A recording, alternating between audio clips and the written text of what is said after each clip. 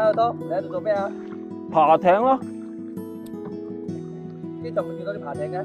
梗係啦。咁假如你喺呢邊咧有一間別墅，一樣可以喺度爬艇噶嘛。咁而且呢間別墅咧溫泉入戶啊，後花園咧亦都可以有遊艇碼頭嘅。